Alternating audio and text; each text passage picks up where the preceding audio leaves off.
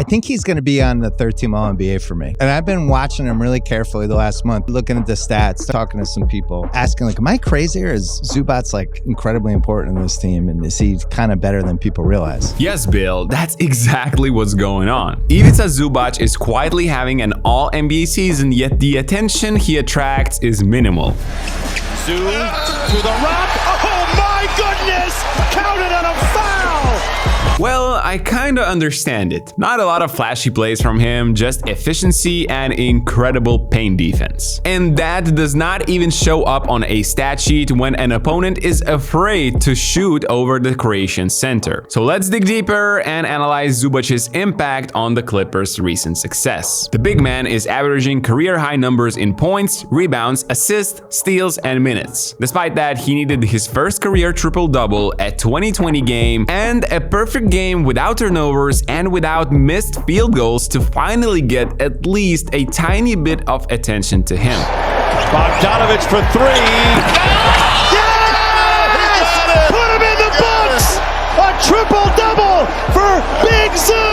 As the first media members are now starting to announce their votes for all NBA teams, we have seen Bill Simmons and Kevin O'Connor putting Zubac on all NBA fair team. I know you might think otherwise, but that's not crazy at all, and there are some extremely interesting stats to prove it. I will reveal those later, but first let's talk about Ivica's scoring. I know that's not Zubac's main strength, but almost 17 points per game from a center is huge for the Clippers. Over the years, Zubac has grown into a real post-up threat for LA. He averages 4.1 possessions in the low block, the third most in the whole NBA behind just Nikola Jokic and Joel Embiid. On top, he's effective down there. He ranks 7th in points per possession among players with at least 2 post attempts per game and 50 matches played this year. The Clippers love to feed him the ball whenever the opponents are on the run and they just need a high quality paint attempt. Because if you're not sending double teams like the King do not here, it's super hard to stop Ivica from this right-handed semi-hook shot. In the next clip, screen the screener action here to get Zubac the ball. Of course, Harden throws a perfect pass realizing Klay does not see the ball. Derek Lively is there, but Zubac still somehow manages to make it. You are seeing it yourselves. Zubac's post-ups have become a legit part of the Clippers offense. The usage percentages grow even further when they meet opponents who love to play small ball, for example the Warriors. We see 2 double teams here on one possession, and seeing James Harden attacking a closeout and not a set defense looks a bit illegal to me. Zubac created all kinds of great shots from outside for his teammates in this game. The Clippers did it by simply recognizing mismatches down low and by Zubac making the right reads after. On the next play, the cuts are a bit late here, so Kawhi has to take this stuff for free, but he still makes it. Okay, another thing, there probably hasn't been a center who did not benefit from playing with James Harden. Actually, the Harden-Zubac duo has ran the most pick and rolls in the entire league this season. Harden's ability to confuse the defenders of whether he's going to shoot or pass is top-notch, and Ivica gets to convert these easy twos a lot. But of course, you are not averaging almost 17 points per game on free dunks only. Sometimes it doesn't really matter if the opponents double Harden or play a more passive defensive coverage. The Croatian has an excellent, just superb touch in this floater area. Here Dallas sent 2 at James, and the center solves all the problems by himself in the short roll. Very similar example here, the Mavs want Harden to give the ball up, but it's not a very effective strategy if they don't meet Zubac around the free throw line. A big guy with this kind of elite touch is a beautiful thing, and it makes the guard's job so much easier. Okay, another thing, Zubac is simply a big and a strong dude, but he doesn't shoot threes. That's why he's always somewhere near the rim and usually in the dunker spot. And when you have Kawhi and Harden in the same team too, it creates multiple situations throughout the game where Zubac lurking near the rim pays off. In this clip, Harden plays ISO. What's the chance of Spencer Dinwiddie managing to stop James on his own? Zubac just needs to react. If his defender moves towards Harden, he prepares to catch a lob and finish the play. It's a lob to Zoo! The Clippers went at Curry a lot offensively during the last regular season game, forcing Steph to switch on Harden. Then the other 4 guys stay low, open James space to beat Curry,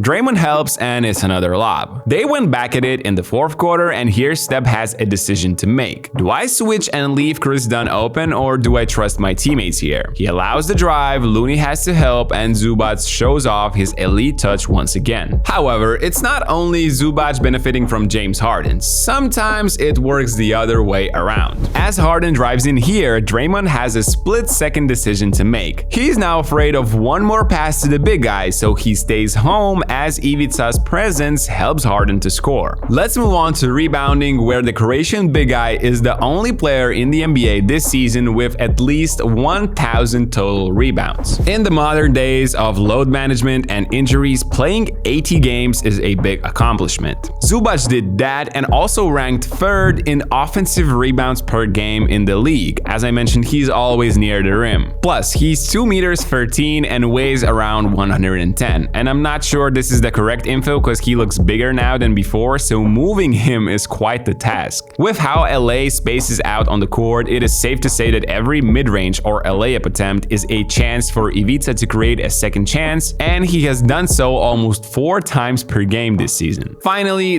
the most interesting part about Ivica Zubac. Let's talk about his defensive impact. He might not win the Defensive Player of the Year this season, but he definitely have a great case to be a contender for years to come. This is a great graphic from bbballindex.com. Among DPOI candidates, it shows that Zubac is among the best at both rim protection and rim deterrence. The latter is impossible to measure in any of the box scores we have now, but if you're watching the games, you can see how Zubac is preventing the shots from the paint. It all starts with off-ball screen for Steph. He turns inside but decides to look at a better option and kicks it out. Podziemski now has the ball, he goes in, the Clippers late switch it, and the guard tries multiple fakes but can't find any space against Zubac. Only a miscommunication between Harden and Kawhi create this open shot, but the 36% career shooter misses it. In the next possession, the Warriors smartly look to free up Curry, but Zubac moves up. Chris Dunn helps on a short roll until Ivica returns under the rim, and Butler knows better than to shoot here. Another shot prevented, and all this turns into a Jimmy 3. A shot even Butler himself probably does not like that much. Here we have Steph Draymond pick and Zubac in drop. Dunn is in perfect rear view contest, but Curry looks like he thinks about a floater here, but sees Zubac and changes his mind at the last second, and it's a turnover. A bit later, Jimmy finds himself in a transition cross match against the big guy. He gets into the paint, a couple of fakes, but he does not see much space to operate with and simply kicks it out. However, the next clip is the best example of both, keeping opponents from shots in the paint and rim protection. First, in transition, Podziemski again does not have the confidence to go at Zubac at the rim and is forced to reset. Then Moody attacks the closeout but is legally stopped by the verticality of the big Zoo. Here, Jimmy fakes the handoff back to Steph, gets a bit of the room against Harden, but the Croatian is there again, cleaning the mess. Later in the second quarter, it's Jimmy ISO time again.